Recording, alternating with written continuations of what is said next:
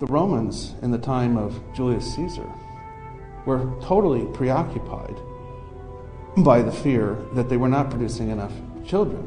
The sterile, pagan nobility died out, and with them their ancestors' idea of Rome. No one wanted to have any children, and no one wanted to get married.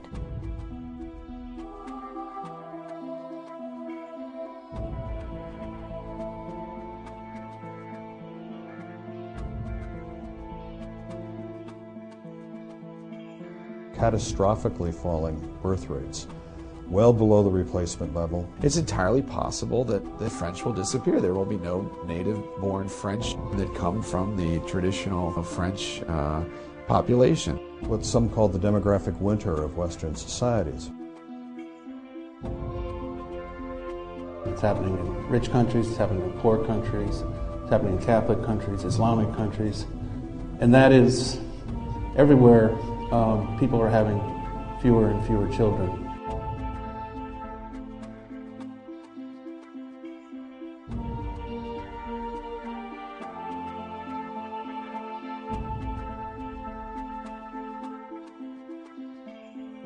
Never in history have we had economic prosperity accompanied by depopulation. When there are many too many old people and not very many young people to work and to look after them, which is what's on the books now, mathematically speaking, you're going to have economic collapse. There won't be enough people to run the trains or pay the taxes. For those of us who were raised to believe in the teachings of Thomas Malthus or Charles Darwin, for example, these trends are very hard to absorb. And for such a small nation as Latvia, it might even endanger the survival of our nation. The only way you can sort of preserve the theory is to say, well, certain kinds of human beings are on the way to extinction.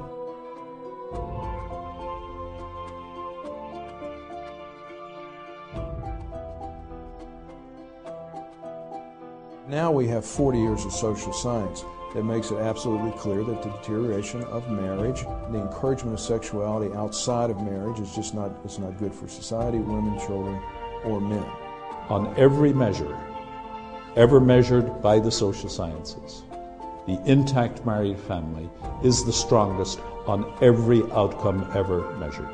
We, as the policymakers, think that the best way to improve the demographic situation is by strengthening the families. It's also true, I think, for people who are worried about women's rights, about the gay rights, about environmentalism. All of these movements are deeply informed by a 1970s era preoccupation with the so-called population bomb.